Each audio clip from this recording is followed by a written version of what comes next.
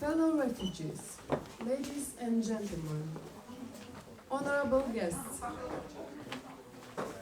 I am pleased to welcome you into our Refugee Community Center for the launch of our first debate around refugee affairs in Europe. My name is Alina Kokhanko. I am one of the representatives of refugees from Ukraine and president of Ukrainian Voices refugee community. And I would like to represent you, our speaker,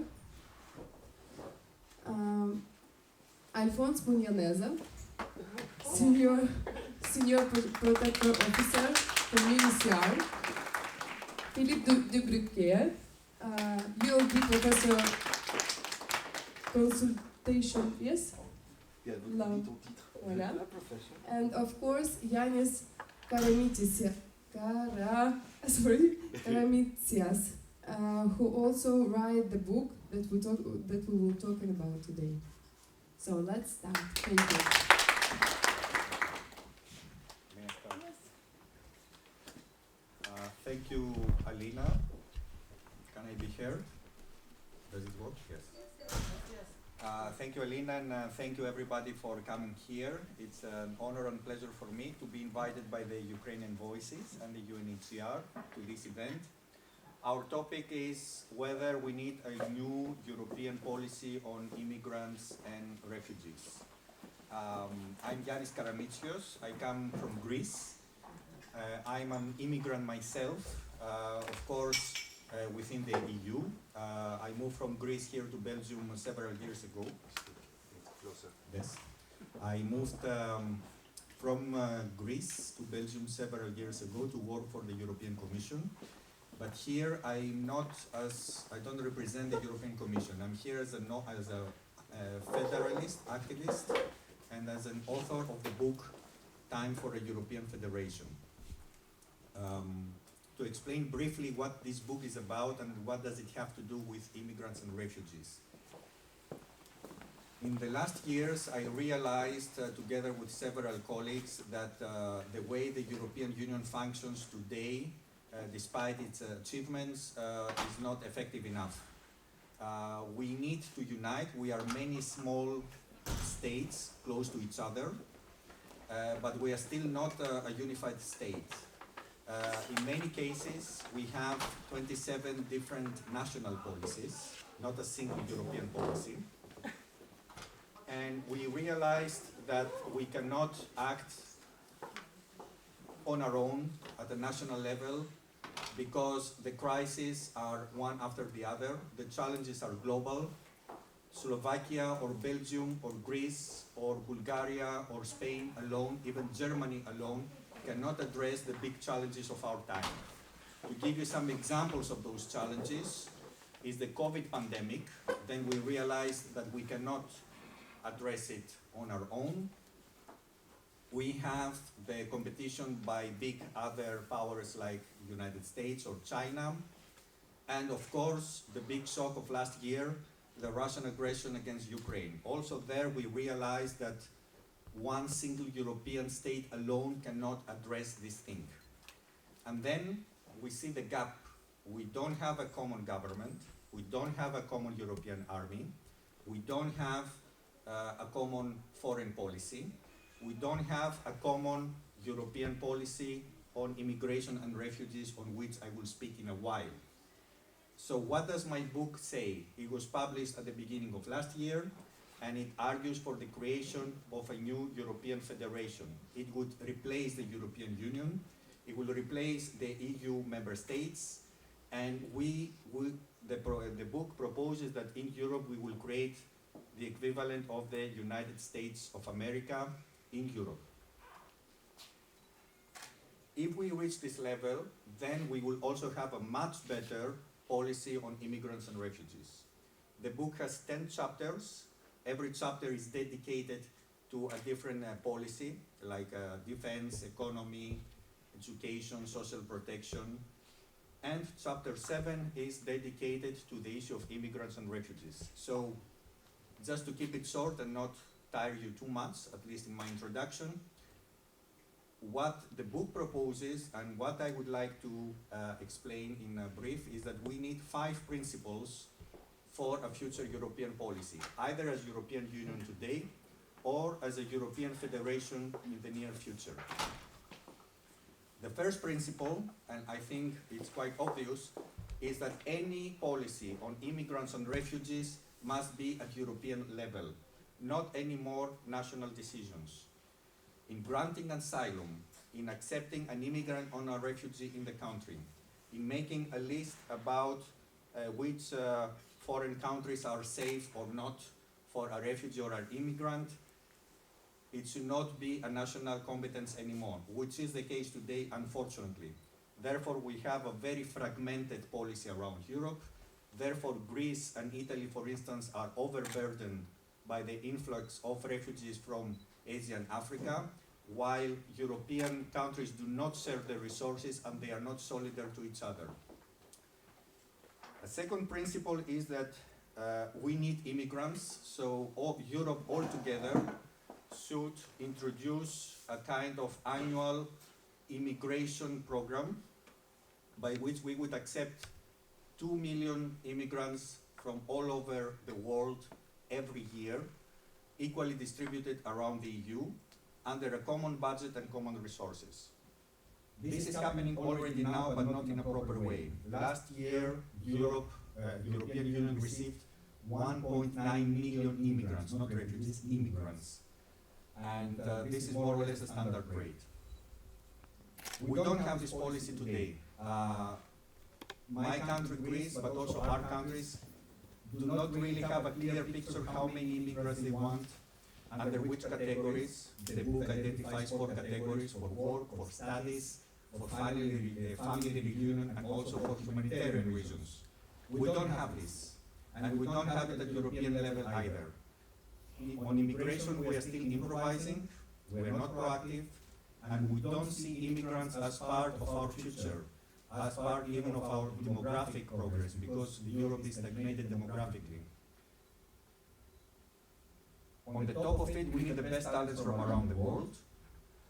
The brightest minds, the best workers usually prefer to migrate to the United States. In the United States, they have a much more organized immigration policy. So all in all, this is something that we should address at European level and not at the national level. The third principle is to be hospitable to refugees and start accepting them as immigrants and grant them full rights, the sooner the better. For this, we will also need a European budget on refugee policy. We don't have it yet. Of course, it's not easy every year to predict the number of arriving refugees. For instance, we had very few in 2014.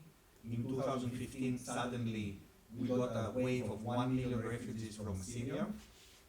Then the number was normalized again. And of course, since last year, we have millions of Ukrainian refugees, and the number remains unstable because these people come and go and the war is still going on. For the refugees, I think also we should create the resources at European level, not national level, gather the money needed for their quick accommodation, follow the UNHCR rules in order to assign the rights of refugees and the identity of a refugee to everybody in the same way in Europe.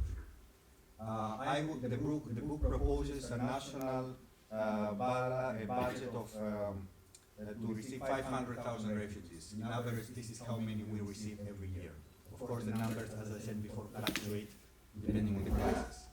A fourth principle is that both immigrants and refugees must be very quickly integrated because it's a very horizontal exercise. These people need immediate access to education, health, social protection, employment, learning the language, getting better trained, if not yet, for the right jobs. It is in the interest of these people, it's in the interest of the European societies. I think it's a very short-sighted approach if local societies resist against this kind of allocation. Some people say, why do you spend money on them and not money for our children or for our local communities? I think it's very short-sighted. It's in the interest of everybody that these people are quickly accommodated. And let's be realistic, refugees who arrive to Europe, first of all, it is an honor for Europe because we should feel privileged ourselves that we live in the continent that is the most attractive place on earth for a refugee to be there. So we should see it through this perspective, and we should also realize that if these people are marginalized and stay in Europe, it will be at the detriment of everybody. Fifth and last principle from my side is that we should also have a common policy on illegal immigration. Being hospitable to immigrants doesn't mean that immigration is a right for everybody to move to Europe. We cannot afford this. Last year there were 180,000 illegal immigrants in Europe, meaning not refugees, not invited. These people need to be given a second chance. These people need to be repatriated, to be sent back to a safe origin with money, with the proper procedures. It's an expensive exercise. At the same time, we should help encourage these people not to move into Europe uninvited. In this respect, we need to cooperate with the neighboring countries like Turkey, North Africa, but also with more distant countries of origin. Create the incentives to keep them there. Most important, create a structure by which we will penalize and prevent illegal trafficking of people, which is a crime, a very serious crime. For all this, again, we will need a European common policy. Right now, we are not there yet. Right now, for instance, we have not even decided what is a safe origin or not for a person. For instance, if a person who is LGBT and comes from Brazil is considered to be in danger according to a French list, but not in danger according to, let's say, a Polish list. We need to agree that if somebody is LGBT from Brazil, or if somebody belongs to a religious minority, I don't know, from Asia or Africa, has the same rights, is really a persecuted person in accordance with the UNHCR standards. In order to close my introduction, all these things need, first of all, an institutional arrangement. We need to change even the EU treaty if needed. We need to agree that all countries follow the same rules. The professor will speak about the Dublin regime, which is still preventing the real free movement of refugees within the European Union. And most of it, we will need common resources and common budget. All these things that I mentioned now are not easy to implement. They need a lot of money. They need investments. Individual national budgets cannot achieve this thing. This is something to be done at European level. We need a border control at European level. We need social security, health, education, accommodation, employment opportunities at European level within a common European space. All these things are explained in a small part of my book, the part on immigration and refugees. I would be glad to offer more clarification later during the discussion session. Thank you. Thank you, Yannis. You can prepare your question, and after our speeches, you can ask all your questions. So, Yannis, I want to give you, Philippe, sorry. Philippe, I want to give you the floor. Okay. Thank you very much, and welcome everybody.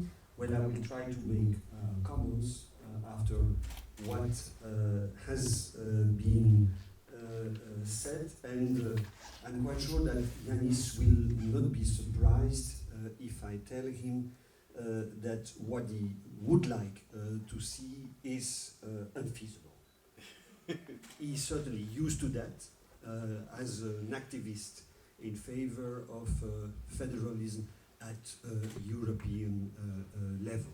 And well, actually, we have to be also, I think, modest, because after the Second World War, those who created Europe, if they had said we want to create a European economic community and so on, they would have been told after the war that it was impossible. So we never know what the future will exactly be, but nevertheless, I am convinced that what is in the book is certainly not for tomorrow, and I think unfeasible and maybe even not really necessary. But let's go back to the beginning of the story that Yannis indeed announced when he mentioned the Dublin regulation, which is the regulation that is attributing responsibility when an asylum claim is presented in Europe, which state is responsible for that claim.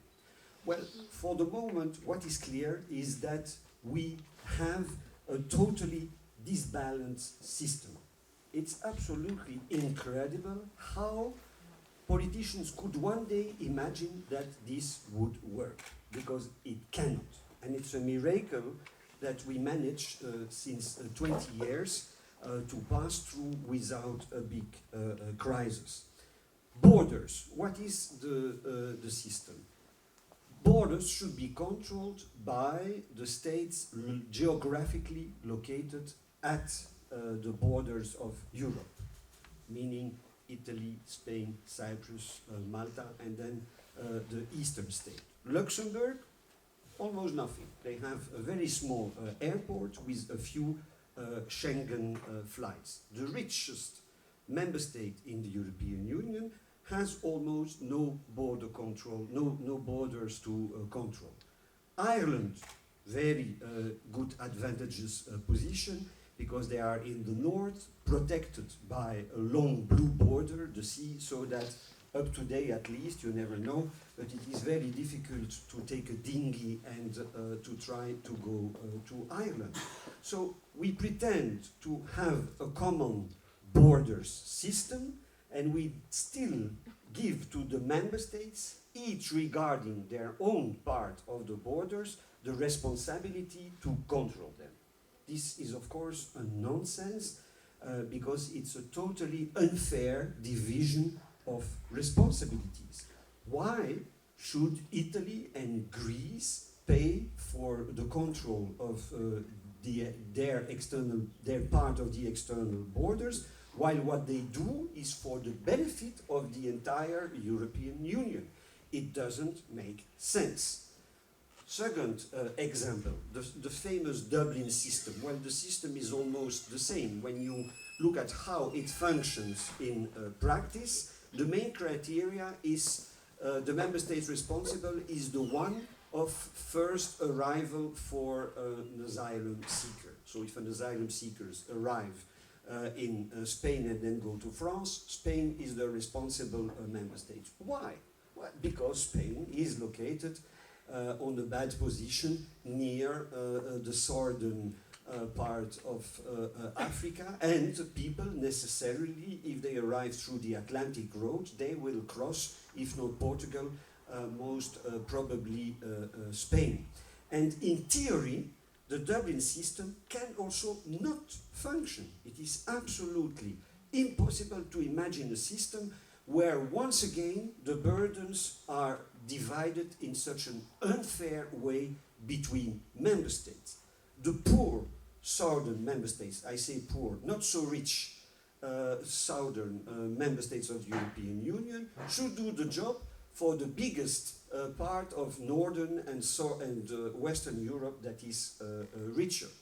This is an absolute nonsense, and it's amazing that this has been accepted 20 years ago when we started to imagine a European migration and asylum policy. So we need, for sure, something else. Now, I agree about the fact that we need, well, you could say a more federal Europe, or more centralized Europe. Maybe you should choose among the terms, because the word federalism is, of course, a taboo. Once you say that, some people already are ready to throw you stones because they absolutely do not want this. So I try to see where we are now in terms of common system through four elements. Common legislation. We have common legislation. In the area of asylum, we have the Dublin regulation, the worst one, but we are apparently incapable of getting rid of it. So we try to accommodate the system by bits and pieces, which is extremely difficult and maybe not succeed. We have a directive, a rule on reception conditions for asylum seekers, defining the rights of asylum seekers. We have an asylum procedures directive about the asylum procedures, and we have a so-called qualification directive, meaning a rule defining who has the right to be protected under refugee status or subsidy or temporary protection, which is the system that has been activated regarding Ukrainians. So legislation we have. We need better legislation. We should try to get rid of the Dublin system, but we have, and maybe we should not think that more legislation is always the solution, because the Commission, in her new Pact on Migration and Asylum, presented in 2023, tries to convince us that this is the solution. I'm sorry, I'm working in the area since 20 years, so it's not the first time that I hear that kind of music. The pact is the solution and must be adopted. The pact is mainly legislation. And don't enter into details about that. I think if it is adopted, it's a disaster, because even if it is adopted, it will not work, and it might even be worse. But I don't enter into that, just by saying that we should stop thinking that the solution is into legislation. Legislation is nothing without implementation. We need, regarding after common legislation, common implementation, so that the rules are not applied anymore by each of the 27 member states of the European Union. And for the moment, the system at EU level is simple and clear.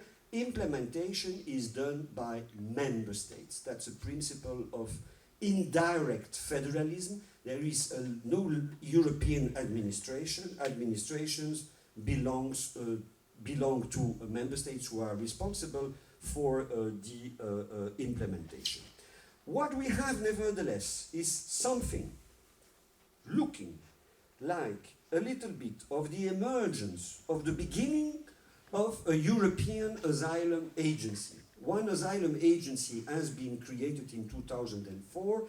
Its mandate has been strengthened in 2020. No, sorry, it was created in 2010. New mandate reinforced in 2021. It's mainly an information structure, providing information and exchanging information. But there are promises with that agency, because bit by bit it can become an agency that fulfills to a certain extent, not completely, but to a certain extent, the role of implementing European Union rules. And actually, we have another agency which is much more advanced in the area of borders. This is Frontex.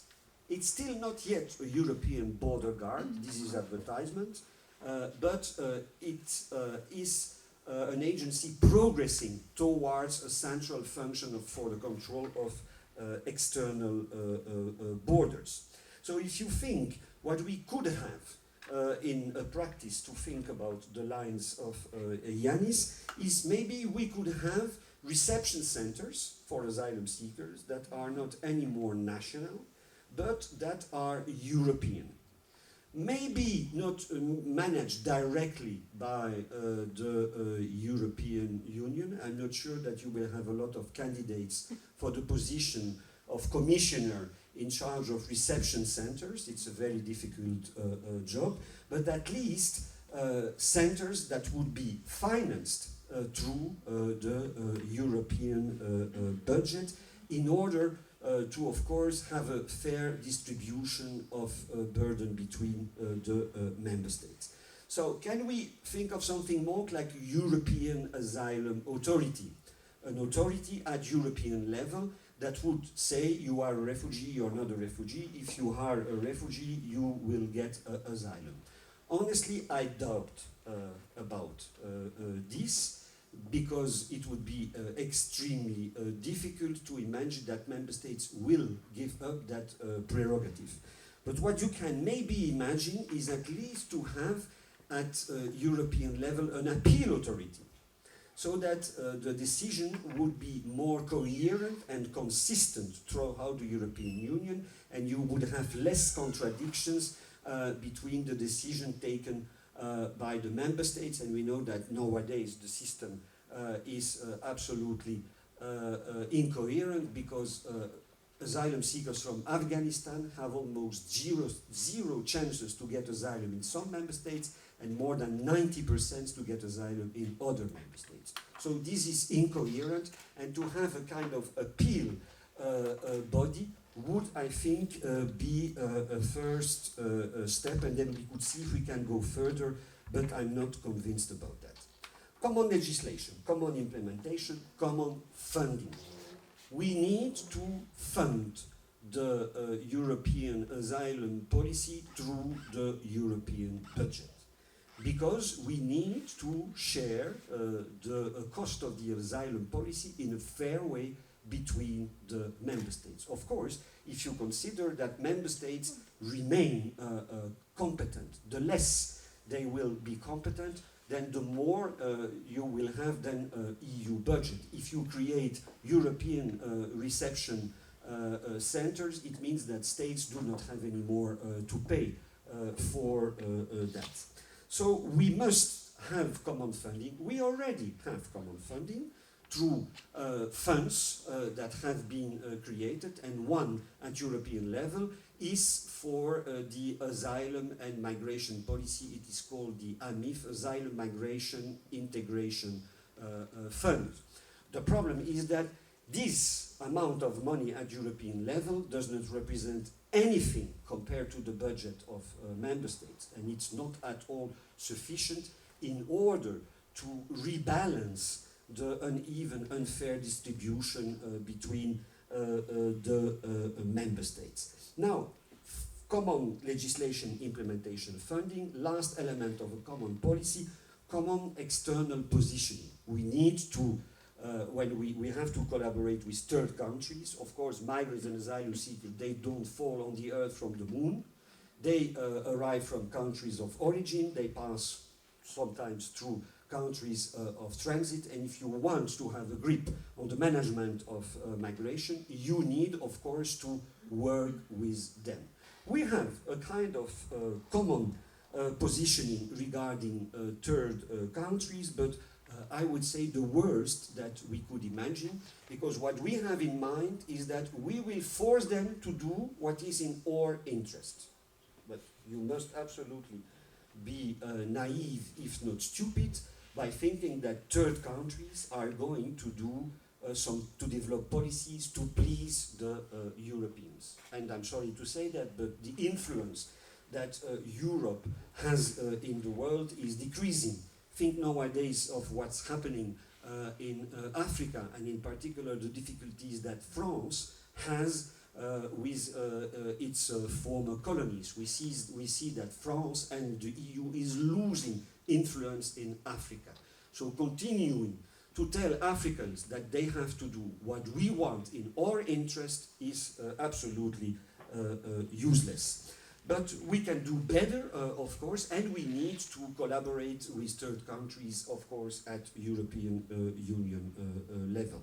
So I don't think that we will go towards a European system regarding the management of asylum. But on some elements, I think that there are promises for a more coherent system with functions that are exercised more at European level and funded at European level rather than national.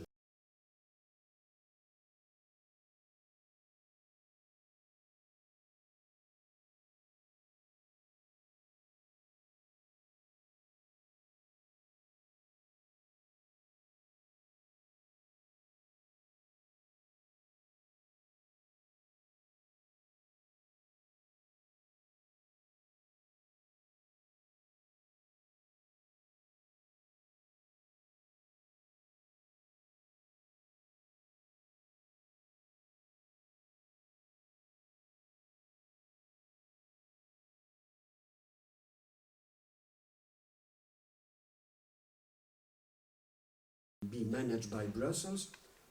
This is absolutely impossible. Mr. Orban is doing his electoral campaigns in Hungary by saying the persons, the thieves, are responsible in Brussels for migration and asylum. So to imagine that you will convince Hungarians to give up such a function, I think will never happen, even if you have another government than the current one. But inventing another model with some functions that look like federalism, some functions that are more centralized at European level, this, I think, is possible, and we should think, I'm sure, that it is possible in that way to have a better and coherent policy. Thank you. Wow, it was expressive, actually. Thank you so much, Alphonse. It's very difficult to speak after Philippe de Bruycker. I've been doing that for the past 30 years.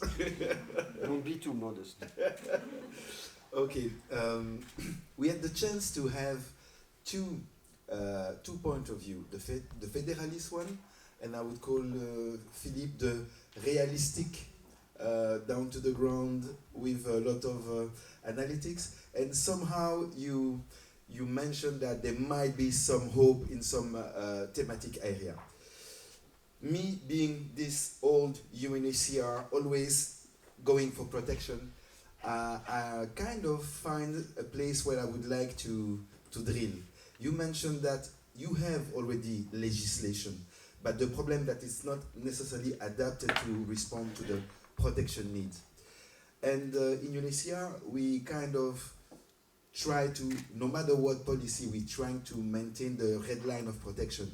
And we move towards implementation. That's where we are. We are together with our refugee client, our person of concern. We try to look at, in a difficult setup, what can we do? In a more favorable setup, what can we do? And for that, I'm going to go back to the global south. When 40 years ago, we had to manage big camps, Dadaab, Kakuma, Goma, and all these places, it was in terms of putting the policy, putting the protection policies in place, it was nearly impossible. How do you do SGBV prevention? How do you do food distribution? How do you do registration for 1 million people in Goma? How do you do that? And then we came up with solutions that came up from the refugees themselves. They said, use us. We have structure. We are organized. And gradually, over 40 years, we got community-based protection, community-based management as a principle of doing protection. And this is what we did for the past 40 years, to the point that when we look at implementation, we said, even though in Syria it's difficult to do protection, even though probably in some area of Mali, some area of Centrafrique, it's totally difficult to do protection, we can still have some minimum base of implementing protection activities using the community-based protection, using the community as a vehicle for protection. And this project there, I saw it in action for practicing it for the past 30 years, but people before me were doing that. And my dream was to bring it to Europe, to do community-based protection in a Western setup. And sorry, yes. So then I go to my next point. What I have noticed is that everything that we used to do, like piece of cake, very easily, registration, social cohesion, security for women, security for the most vulnerable. Sometimes when you arrive in Europe, it's very difficult to implement that for the simple reason that you don't have the power of collective. Every refugee is alone in front of an administration. You don't have the cross-cutting knowledge that refugees have in a camp or an urban setup, being availed to the authorities who's providing protection, being availed to the UNHCR and the other NGOs doing protection. So we felt that maybe one of the problems that we have in the context of Dublin, in the context of this tension that you see in Europe, people being exasperated, people using migration as the scapegoat for all the problems, is because people don't see effectiveness. They don't see that things are managed properly. So as UNHCR, we felt, where can we bring effectiveness in managing the refugee operation? And this is why I bring to you this community-based approach as a way of improving the famous implementation that you were referring to, saying that in Europe we have a problem of implementation. UNHCR, we say, we might use community-based management as a way of improving implementation. And I bring the experience, and I will finish on this, when the Ukraine experiment came to, not experiment, but the Ukraine war came, we got a lot of Ukrainians coming to Brussels, and quickly the structure were about to be overwhelmed. And we met Mr. Verberen, the Ukrainian coordinator, to whom we talked about this community-based approach, and he said, I'm buying it, because I believe I have a way forward to absorb the shock of getting all the Ukrainians under housing, under CPAS, under Carte A, etc. You need to know that in Belgium, 80% of the people that the Ukrainian people are hosted by Belgian hosts, which means that it's a community, it's a community-based approach right there. You are having the community of Belgium hosting the people and not the states hosting. Up to today, we don't know yet how we're going to organize the exit from the Belgian host. And so we decided to support the Bruxelles gouvernement of the Région Capitale and trying to give them the tools so that at a certain point they would implement it very closely to the way UNHCR would done it. And we are now with nine spoke. You have one of them here. You have some in the room here, and they are working at cabinet level. They are working with the haut fonctionnaires, and they are part of what we call the Umbrella Refugee Committee.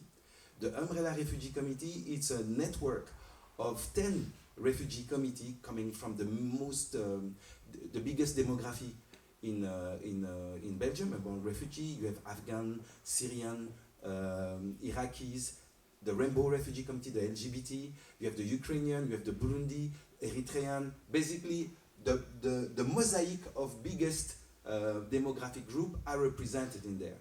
And the aim for the government of Bruxelles Région is to make sure that they put the refugee at the center of the implementation, at the level of planning, at the level of co-designing, at the level of evaluating, using refugee to get data on making sure that whatever is being planned actually will respond to the need, to the either policy-wise or at the level of the making results that are short or long-term.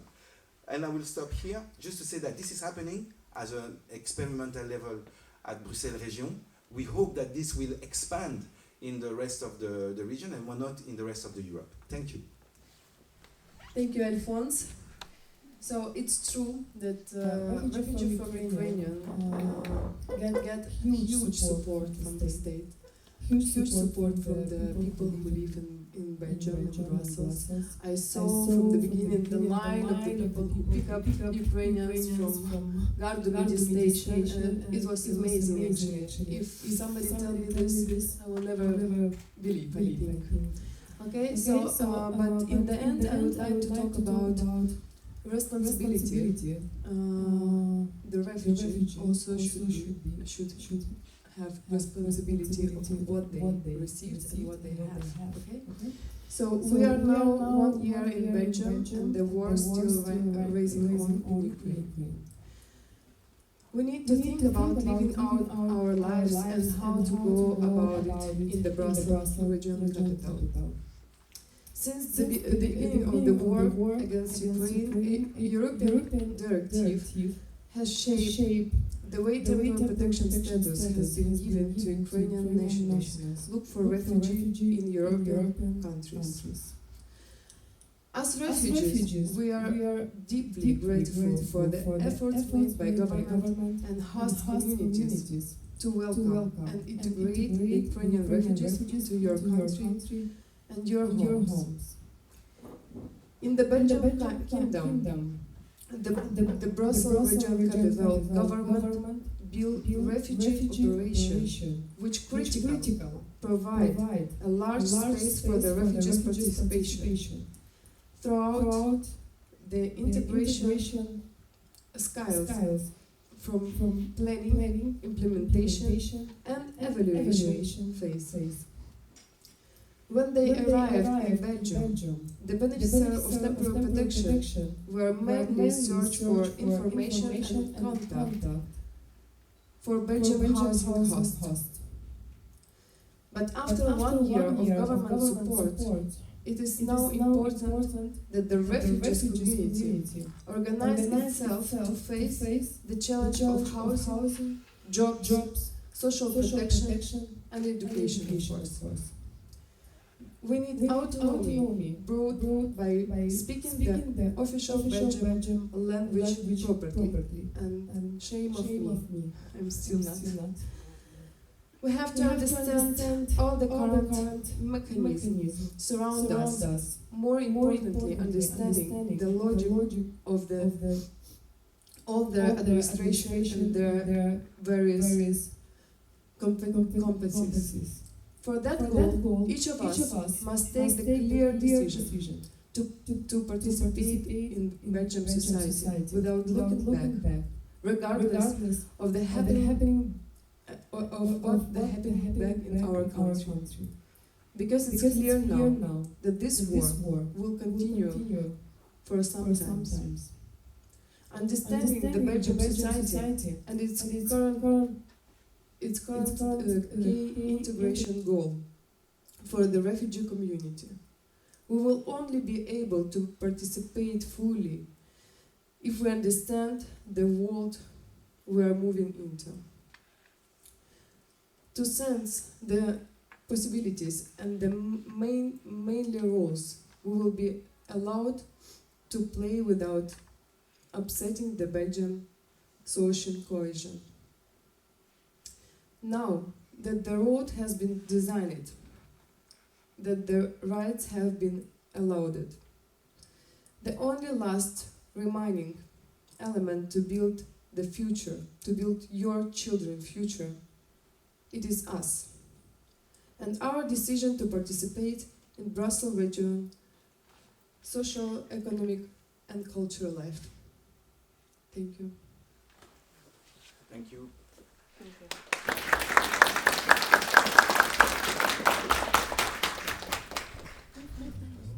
Yes.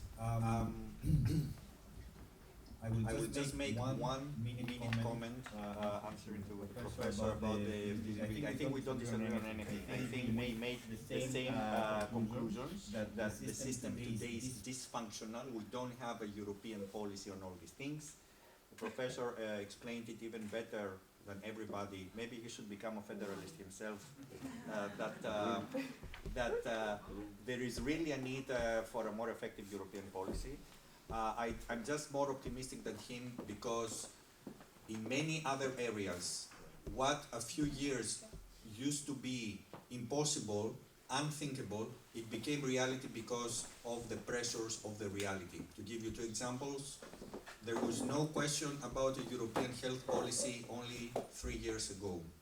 But because of the pandemic, in 2020 and 21, we developed common vaccination procurement, and we started discussing about common European health policy.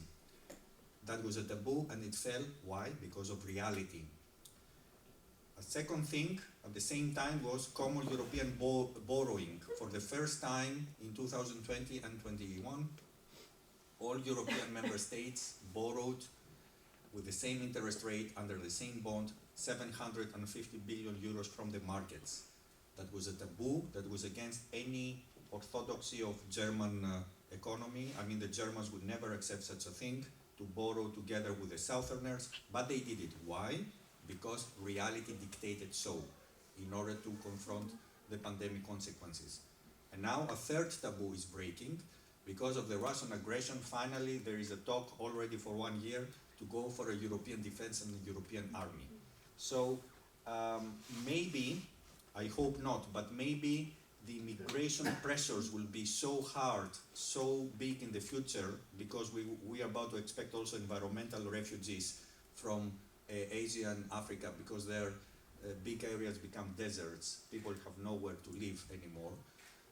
So maybe the pressure will be so high in the future that also there, because of reality, not because of my wishful thinking in my book, we will also create a common European immigration policy.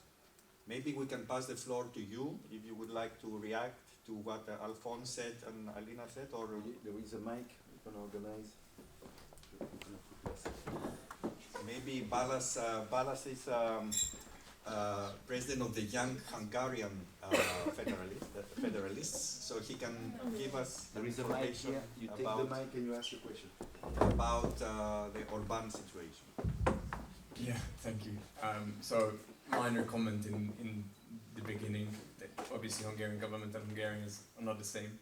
So what you think Hungarians are saying towards the refugee situation is different than what the government and the state is saying. So it's not true that Hungarians are against migration or refugees. Just what I wanted to say. But I wanted to come back on the reception centers, which are I think required, but not sufficient for establishing this common migration and asylum pact. Because they don't stop two things: instrumentalization of migration and people dying in seas and dying on their way into the safe land. And I think because of this, new options will have to be thought of. For example, reception centers in third countries, in the neighborhood. And so our neighborhood policy should be reassured and made sure that neighborhood policy also includes a lot of aspects of refugee and migration policy. So this is why I think, for example, talking more on the reception centers from a federal perspective is important, especially placing them in third countries. Thanks. Next, I believe maybe. we respond after. Sure. Hi, I'm Alexandra and I'm from Ukraine. I have a question to Mr. Yannis. So even though President of the European Parliament, not only hers, I have repeatedly stated that full-scale aggression against Ukraine, they have contributed to unification of Europe, it still seems to me that, especially after Brexit, there is more appetite, especially in some countries, for disintegration and not federalism or losing more their rights or more like unification, especially in certain countries of the EU, not all of them, of course. You have already maybe partially answered my question, but I would like to ask you to maybe elaborate a bit more. So what factors or events have contributed to these views and federalist opinion in your life, maybe back in history, and what was the inspiration for you to write this book now? Thank you.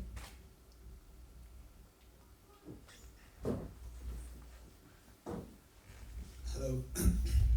My question is from Mr. Yannis. It's about how would you answer the question of sovereignty? Because if we take the recent case of Brexit, when it comes to migration or not, but sovereignty is a big question to be answered when you want a federal state. And on collaboration with third countries, I'll just comment that the externalization of policies, externalization of migration, even asylum centers, I think we have the cases in Turkey where, let's say, the conditions of LGBTQ refugees who are there, that they cannot share their problems there with people because of the third country does not allow that. So how do you address that as well? Thank you.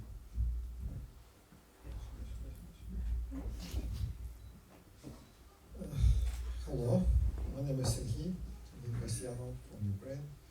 Thank you very much for organizing such a beautiful event. Thank you all the participants and panel. With regards to feasibility, I have a question. Saying about it, how feasible is European economics, taking into account infamous demographic crisis? So we know that Europe cannot live without migrants. So let's look to migration from another side of the equation. And are there any analysis, any number, how many 100,000 or million migrants needs Europe in order to keep its economy on the same level or even developing? Thank you. Maybe we should start answering already now this first set of questions in order not to lose the directness, and then we will continue with the second set of questions. Philippe, would you like to start or okay? Thank you. I will answer about the issue of the effect of Brexit, sovereignty, and what led me to write this book, because the answer is quite common. I started writing this book, I started with the idea of writing this book in 2012 when we had the first Euro crisis that was owed mainly to the problems of my country, Greece. Greece's economy was bankrupt, it was collapsing, and there we saw for the first time a division between North and South. Well, North European states, member states, said that we should not take over the problems of our irresponsible southern partners. Italy, Greece, Spain, Portugal were in deep trouble. Then I saw that something was not working well in the European Union the way it functions. Then came Brexit in 2016, and then everybody said this is the beginning of the end of the European Union because UK is showing the way to the others. Surprisingly and thankfully, the exactly opposite happened. All 27 member states were united in their negotiations with the UK. Not a single one, not even Hungary, not even Poland, diverted. Brussels took over the negotiations, very tough negotiations. At the end, the European Union was the winner, did not concede to United Kingdom. Now, in United Kingdom, there is a feeling of regret. Now in the United Kingdom, the majority of people believe Brexit was a mistake. And now in the United Kingdom, they realize that they did not really gain sovereignty. To the contrary, they lost the global image they used to have when they were members of the biggest and strongest club of the world. And as a result, there is not a single discussion anymore in the European Union, even in Hungary, even in Poland, of breaking away from the club, because they saw the consequences in the UK. So Brexit has been really a turning point, and thanks to Brexit myself, I came into contact with many pro-European and federalist organizations in Europe, because there was a wave of unity in Europe. So this is, let's say, the rosy, the fortunate turn of the events. On the other hand, we had the issue of the Russian aggression. Itself now is putting European unity into question, and also European character into question. I'm very disappointed to see the very weak and very slow reaction of France, of Germany. I'm still very disappointed by Macron himself personally, in the way he reacts, and he does not support really Ukraine, although he should and he could. And then comes the issue of finance, of economy. To what extent are the immigrants necessary? To what extent they can contribute to our demographic progress? In the book, I argue that if we follow the line of accepting 2 million immigrants per year, by the end of the century, we will have received into EU 80 million new citizens, and they, together with their children and grandchildren, can really contribute, I don't know, I will tell a number out of my head, the double number, 150 million new citizens in the EU. They themselves will contribute to a much stronger economy. They themselves are per definition younger than the average European citizen, so they will bring more talent, more potential at all levels. And I think it is really an affordable project. I don't know whether you're good with numbers, you can memorize numbers, but right now only 5% of people in the EU are non-EU citizens. Only 5% are immigrants. So there is big potential for this percentage to grow. If we become a federal European state we will be the second biggest economy in the world. We will have an annual budget of 8 trillion euros, which is really a very robust budget. And through this budget, we will have much better and much bigger resources, both to host the immigrants and to take advantage of their own potential. Over time, they should become citizens. I think we have not discussed the issue of citizenship yet. I think we should also harmonize the rules on citizenship. These people should get citizenship much quicker, and I believe also in the same way as in all member states. I'm sure Philippe will say that it is not feasible, it's a pipe dream. However, reality itself can lead us to this path, I think, progressively. I will stop here. Maybe Philippe will, or our colleagues will be more capable to answer the issue of externalization of migration policy and reception of refugees.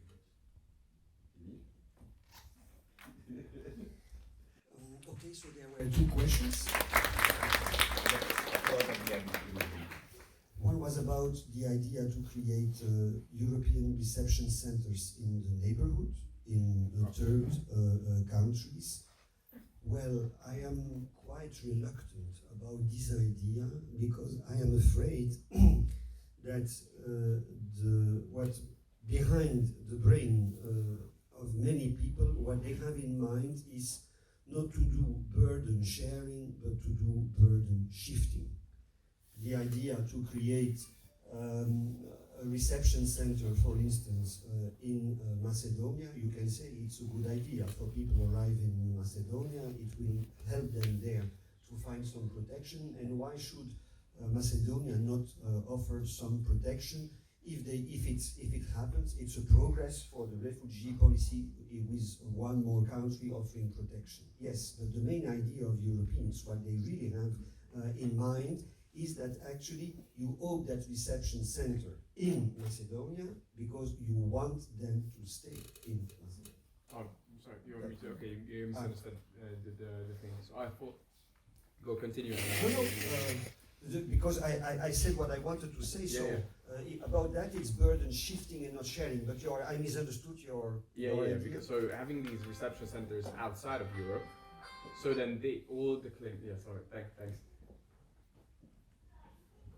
Yeah, so having these reception centers in third countries outside the EU, and those asylum requests are then being processed there without having all the people traveling to Europe, so then they just being sent back. This is the idea behind it, basically. Okay. So that was indeed a misunderstanding. Well, just then to embark on that idea, why not? But it is extremely difficult from a technical and legal point of view. And also, don't forget that you will need to have the agreement of third countries. You cannot decide and go to Tunisia and tell them, now we open here a camp for 50,000 African refugees. And it's not sure that they will like that. But why not? Outsourcing processing of asylum claims through center outside the EU can be a good idea, but I'm afraid extremely difficult to implement for legal reasons. I don't enter into all the details, but really complex. The idea is to be EU, and I understand the idea is to have EU reception centers in Tunisia or Turkey, but still under EU EU delegation. Of course, under bilateral agreement with this host country. The functioning of that will be extremely complex because who will really be responsible for that? The EU, but the center is located in a foreign and sovereign country. When you accept the asylum claims, to which member states are you going to send the refugees that you recognize? If you refuse people, you consider that they do not deserve protection. It may be towards their country of origin, but who is going to send them back? Is it the EU who is going to do the return function, or is it the third country? Many questions that come up that make the issue extremely complex and difficult. The second question was about how many migrants does Europe need from an economical point of view. Well, that's an interesting question, and you may have noticed that during the last days, Germany has expressed very clearly, loudly, its need for more migrants. In an incredible way, it was almost doing advertisement for Germany. Come to Germany, we need you, skilled or unskilled, we need you. So that's absolutely amazing, because it is the first time that we hear that at the level of member states in the European Union. But probably that this will become more and more common, because we will need, indeed, in the European Union, more migrants in the future. The problem is how to continue to say this when during decades you have repeated that migration is bad, and you have poisoned the debate about migration. That's of course then a difficult debate to manage. But now to admit your mistakes. Sorry? To admit your mistakes. Yeah. But easy. The problem that if you admit your if you admit your mistakes, you nevertheless have the next elections where you have to face the electorate. Now, how much is difficult to answer, and I think that there is no real answer if you take the point of view of economy, because it depends upon the labor market, simply upon the labor market. If there is low level of unemployment and you need workers, you open the borders, and the reverse is true as well. But if this happens, and I'm sorry, Yannis, because there on that point I will again contradict your book, but if this happens, more management of legal migration, this will not happen at EU level. And the idea to have EU quotas, I try to find a kind word, not to be rude, but I think that's totally unrealistic, because there is no EU labor market. It doesn't exist. In the US, you have an US labor market. Americans go from Florida to California to find a job. Try to convince a person from Portugal to go and to work in Finland, good luck. This is happening. This is what Schengen is about. No. This is the four freedom, what the four freedom is about. No. European market. No, there you make a confusion. Schengen is about the freedom to travel. Here we speak about the freedom to go and live and to work abroad. Yeah, so here there's only Belgians. No, this does exist, but you know how much? 2% of European Union citizens are moving to another member state. It's incredible. EU citizens are the only ones in the world benefiting from the right to work in 27 different member states, and they don't use it. Why? Well, there are a lot of reasons for that, but one, of course, is the language. I mean, even if you say, I'm ready as a Portuguese to go to the cold in Finland, you will have to learn the Finnish language, and that's not easy. You have the example here of a lady. You just say like handicapped person. Like Voilà. So the division of Europe between different languages is a huge obstacle to freedom of movement of workers. So if we will activate legal migration, and we will do this at member state level. And I honestly think, how could you imagine that in Brussels, who will do that? The European Commission say that for next year, among the quota that you imagine, we will say that 70,000 persons go to Germany, and 35,000 to France, 10,000 in Greece, and 2,000 to Malta. I mean, I hope that nobody imagined to do this, because I really wonder how it would be feasible to imagine quotas for labor migration. You have quotas for labor migration. Ask Italians. They have the quotas, they never implement them. If I may give a practical example from Greece. In Greece, like everywhere in the West, we have now the phenomenon of the Great Resignation. After the pandemic, especially young people don't want to go and work because they are not happy with the salaries. Right now in Greece, we have a labor shortage, imagine in Greece, not in Germany, in Greece, we have a labor shortage of 200,000 job positions, 60,000 in tourism and 140,000 in the construction sector. For this, we need workers. Greek citizens don't want to work there. So Greece started signing bilateral agreements with Bangladesh or other countries where they accept of all member states and start negotiating with other third countries at European level, the way we have done on so many other issues like military equipment, vaccine procurement. Also, these things could be streamlined and become more rational. I put it here on the table as a question mark. I don't want to give a definite answer, yes or no, but this is also an area where we definitely need to take advantage of each other's needs and potential. Other questions? Maybe the next round, and maybe if you allow me to invite you, especially if you're a refugee, to tell us about your experience and what would you better expect from UNHCR, from Ukrainian Voices, from the European Union.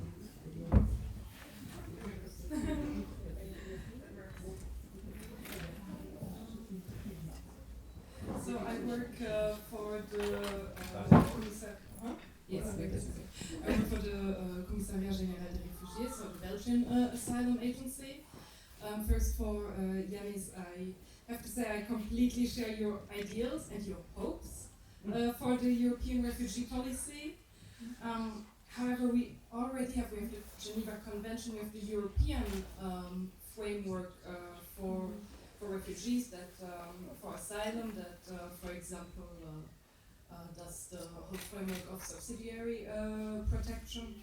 We already have the same learning procedures through the EU asylum agency, so that every protection officer who decides is supposed to use the same way of deciding, of interviewing, of writing decisions. So what more can we legislate if these things are already not implemented? And second question to Philippe. So again, we have the Dublin procedure, but also that is not really working because refugees, they get their refusal, and then from here they go to Germany with a new story. And from Germany, 2 years later, because the asylum procedure is very long, another 2 years later, they go to France. And sometimes then they come back to Belgium, and because so much time has passed, they can apply again with a new story. And so it's very difficult because the centers are full, and many people need protection. They need to be housed instead of being on the streets as many are now. So should this Dublin procedure, should the system be reformed or just kept unimplemented as it is at the moment? And what can we do against asylum shopping? So, because the idea of European reception centers, it's the first time I heard of it, and it's a good idea, but I think it's a long cry away. So, can and should the Dublin procedure be implemented? Thank you. Wow.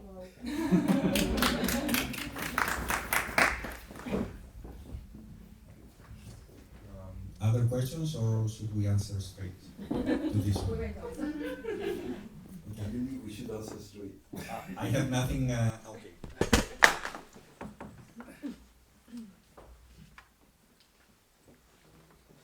My name is Desiree from Burundi. I'm sorry for my English.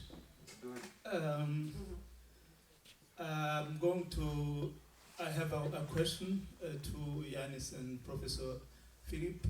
It's perhaps a question which will go to bring a common ground with the two. My question is about protection level of states, United States, European states. I think if we had the same level of protection of refugees in the whole countries, the issue of federalism will be perhaps not very necessary. But my issue is the case perhaps of Burundi, when we have Burundian refugees in Brussels, they told him to go back to Croatia, for example, as when himself and the Belgians is knowing that the refugee has been tortured in the Croatia. This is to raise the issue for protection level in the countries member of European. What is your comment about the level of protection of between countries, how to manage it? My second question, the last one, is about the protection based on communities, and I would like to congratulate Alphonse for the job of creating this system. I'm happy for it, and I'm happy to see in front of me Alina, and I think it will be tomorrow another Alina from Eritrea, from Burundi, and then I just need that through umbrella committee we need to make a follow-up of the whole life of refugees, even if they are working in these countries, so that we could have a full protection and a fair protection also. Thank you.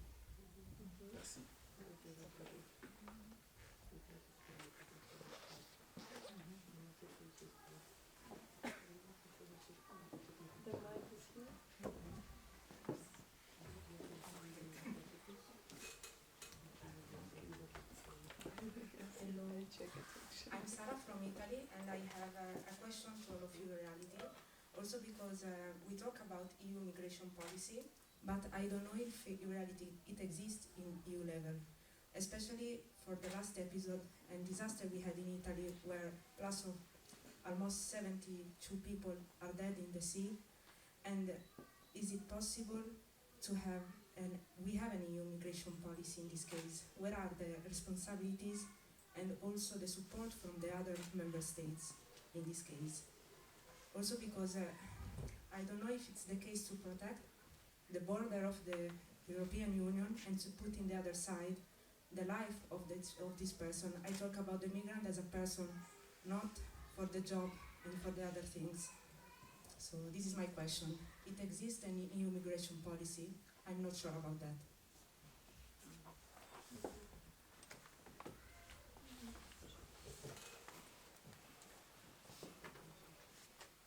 Very briefly, answering to Sarah, obviously no. I mean, this is what we are discussing now, that there is no EU migration policy and cannot be implemented. On the issue of the immigrants or refugees crossing the seas, myself, I have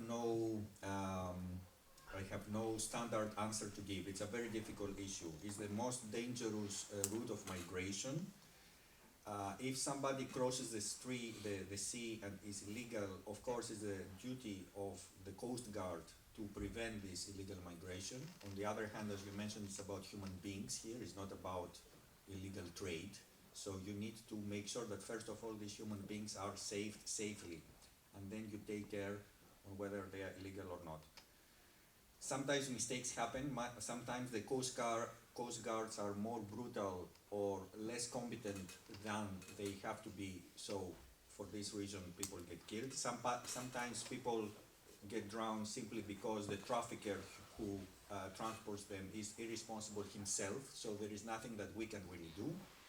I think the best one good advice would be to ensure that these people don't step onto these boats in the first place. It's not easy, But there we will need comparison with third countries.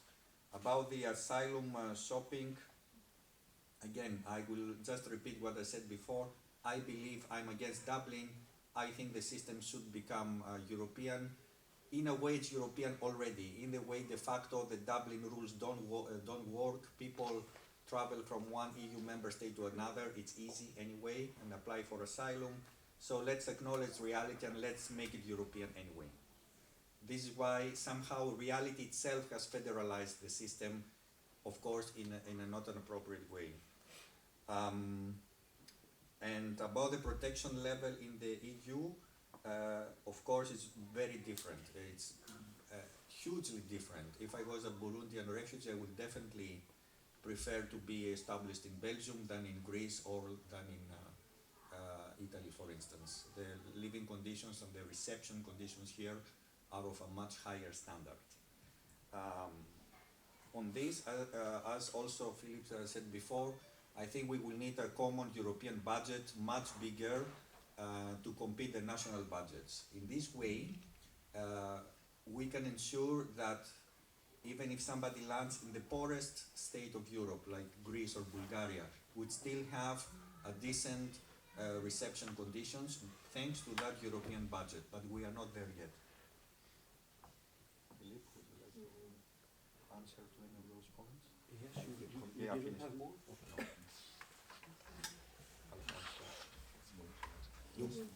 So the Dublin system, should it be reformed or should it stay as it is?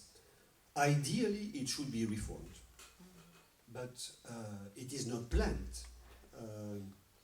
The European Commission, I use the words that I really want to use. The European Commission lied when it presented the new pact by saying that Dublin disappears. It's absolutely wrong. What they have done is abrogated. They propose to abrogate the Dublin regulation, but they do a cut and paste of the provision of that regulation into another regulation. So legally they are right. In reality, it's a real lie. So we should reform the Dublin system. Very briefly, in which way? Well, I think that we should try as much as possible to define the system along the wishes of asylum seekers. The most you have a system which is in line with the wishes of the persons, the most likely it is that they will obey to the rule and the system will be applied in practice. So we should try to reform it, but there is no appetite to reform it. Either we are all idiots in Europe, we want to keep that system, either we are really stubborn and we want to do so. So actually, indeed, not reforming Dublin, why not keep it as it is? It never worked. Never. It's there since 1997, it never worked. But the movement of asylum, we have a very good system for redistributing asylum seekers in the European Union, and it functions. The legs of the asylum seekers, they decide to go, they arrive there, and then they decide to go there. And we don't see a disaster with this kind of limited free choice, and of course in very much constraint. We have lived with a dysfunctional Dublin system since 20 years. It is only since the crisis of 2015-16 that suddenly there is the idea that we must apply Dublin. People should know that Dublin has never been applied and will, I think, never been applied. So the idea is, I think you're right, let it go as it is, it will not be implemented, and we should stop complaining about this and stop dreaming actually that it is possible to apply such a system, because it is about choice for life of people, and you will never convince people to go to one country instead of another one, and actually it's logical that refugees want to choose the country where they want to go. If you come from a French-speaking country, why should you go to Greece, which is a quite difficult language to learn? Of course it makes sense to go to Switzerland, Luxembourg, France, Belgium, and this is absolutely rational. Then, your question, Desiree, was about the status, could the status of Ukrainians be extended to all refugees? Yes? That's a very nice dream. Dream, yes, because actually, honestly, what happens is when you think of the division between Ukrainians and other refugees, what's happening in Europe is a scandal. We are racists. European, the system, I'm sorry to say that, but is racialized and kind of racist system, because we have welcomed millions of Ukrainian refugees in a limited period of time. And remember in 2015-16, when about, it's difficult to have the right numbers, but around a little bit more or less, 1 million refugees passed through Turkey, and were for many of them, not all of them, but many of them coming from Syria. And this has been considered as an invasion. Why? I mean, the capacity to welcome refugees is something extremely relative. People told about the crisis of 2015-16, well, it's impossible to welcome 1 million of people. Well, with Ukrainians, we managed to welcome 7 million of people. And why do we react differently? Why do we react differently? I'm afraid because the color of the skin of people and their religion are very important factors. So indeed, it's a very good question. Why should all refugees not be treated like Ukrainians, meaning a very flexible system which is more or less based on freedom of choice regarding the country. In fact, even if it's not the case legally, no procedure, nothing. Just you declare that you're Ukrainian, and that's the only thing that people are asked actually to prove, and then you get the protection. So indeed, it's a very good question, and I don't have an answer except by saying that there is a kind of racism in the system. Last question, is there an EU migration policy at EU level? The answer is no. And it's very nice for me because I'm a professor of EU migration and asylum law, and I teach legal science fiction. It doesn't exist. It is as simple as that. There is nothing almost functioning at EU level, and in particular in terms of implementation by the member states. But now this debate about the boats arriving in Italy, this drama, we should take care of the boats arriving in Italy. Well, you can say that for the moment, legally, it is Italy, but you can say that also it is unfair. Well, actually, what we really need is a study about the cost and the benefits regarding migration and asylum in Europe at the level of each member state. Who pays what and how much? Because that's not clear at all. For instance, Italians, they always claim we need the help of Europe. It depends. If it is about asylum seeker, no. Italy doesn't register more than 27,000 asylum seekers 1 or 2 years ago. Really, much less than other countries. So when the Italians say, we need the help of Europe regarding asylum, I'm sorry guys, no. Now when it is about the cost, the control of the external borders and the cost of this control, they have of course much more borders to control. Let's calculate the length of the borders, the type of the borders, and the cost, more or less. It's not easy to calculate that, but it's not impossible. If you go to a consultancy company, they will calculate whatever you want if you pay them millions. So they can do everything. They will do guesstimations maybe, but they will do the job. What we really need is a cost about a study about the cost and benefits. It's incredible that it has not been done up to date, and we have these political debates.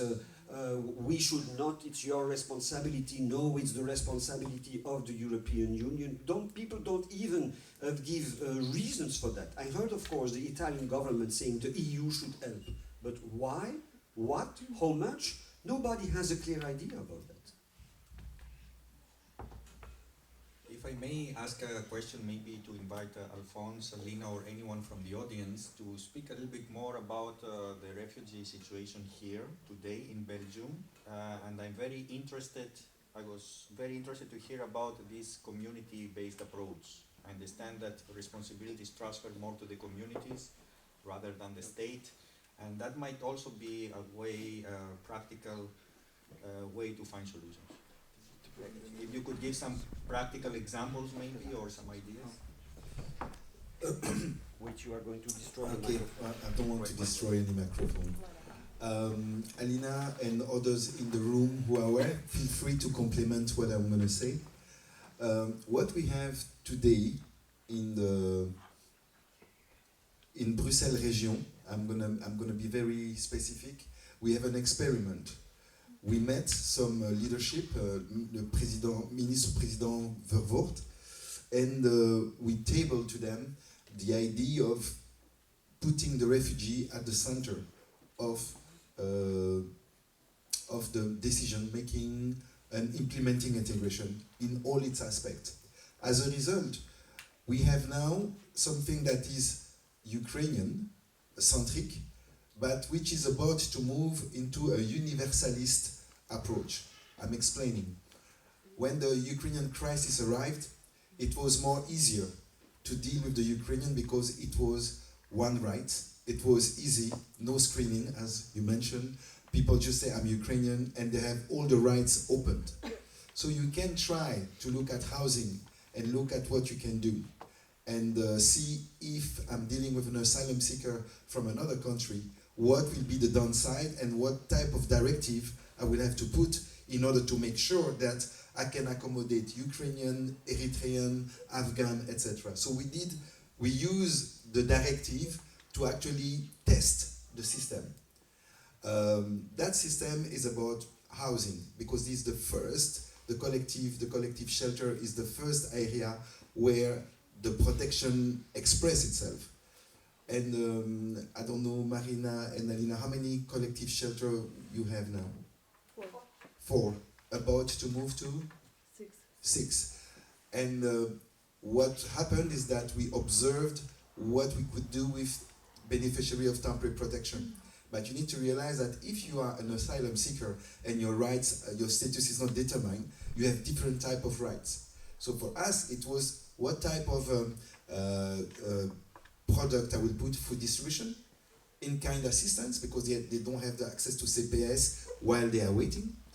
And there are discussion among the government, okay, but maybe we should, instead of paying more, we could open partly CPS while they are waiting. So you see, the government is already thinking what will happen if I put in one space people, beneficiary of temporary protection, mix with people with different type of rights. And then what does it mean for the commune? What does it mean for the different administration? How they're going to coordinate all the aspects of the assistance. So this is being reflected, and I know for a fact that the Umbrella Refugee Committee will have an agreement soon signed with the Bruxelles Gouvernement Région to basically universalize the system. And we are still sweating about how we're going to do housing. Alina and others are busy trying to come up with what we call le bail glissant. What we know is that when you're an asylum seeker, even if you have when you're a refugee who just received the decision, a positive decision, you are still not getting a house. I believe the president of the Afghan is in front of me. How many years you tried to find a house and you had a positive decision? Yeah, for me, myself, it took me 7 years to find a house. You never got, or you got? I finally got it, but I got it through somebody else. Okay, but how many years did you wait? So you understand that when you have a decision, your rights are supposed to be open, but still the first step, housing, is not covered. So there is, thanks to the experiment with the Ukrainian, we are coming with the bail garanti par l'État. The idea is that you have a positive decision, through the region, we're going to work with the CPS, the commune, and if the commune is not on board, there will be a system that guarantees the landlord that you can rent to this new refugee because we guarantee. And so that's some of the what I call the deliverable, the new product coming under this community-based protection. But there are other things that are happening. I just used that approach.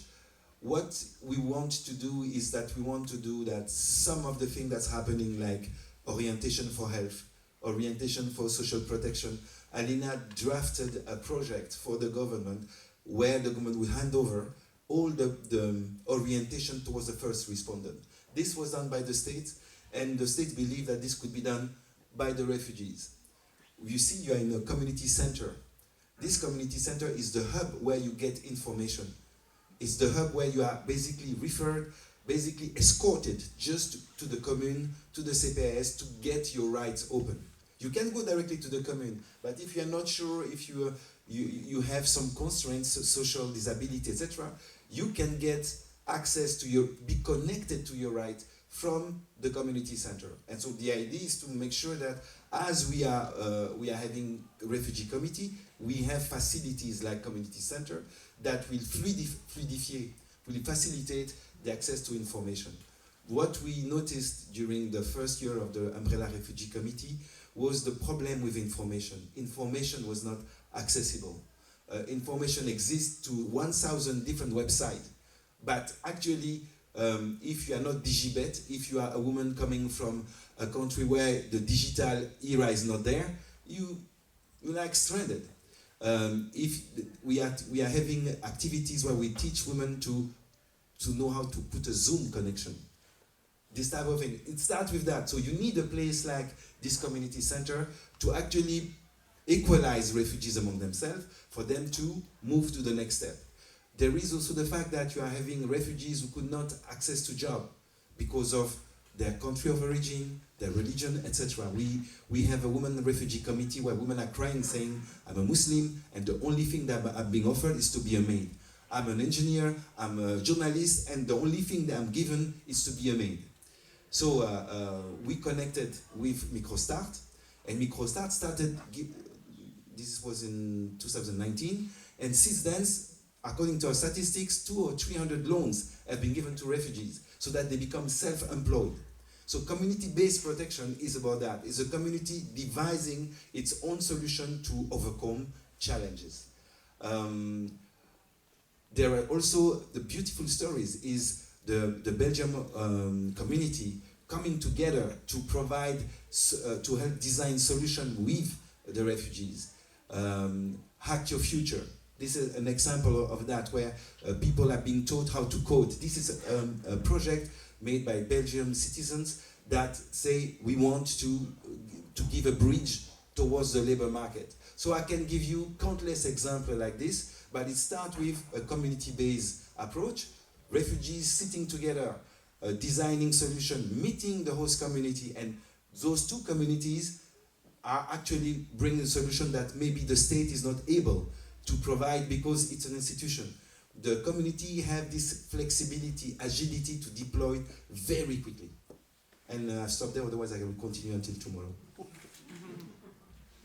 Thank you, Alphonse. I think we are approaching to the best part of the meeting, which is the foods and drinks and the socializing. But before that, I was wondering whether you have any last questions or any things you would like to address, or maybe if you would like to ask us to follow up as a next event or as a next activity. We're always open to your ideas. If no final comments, at least from my side, I would like to thank you very much. To inform you that me, together with the colleagues here or other colleagues, especially my federalist partners, we will continue events presenting the ideas of European and world federalism.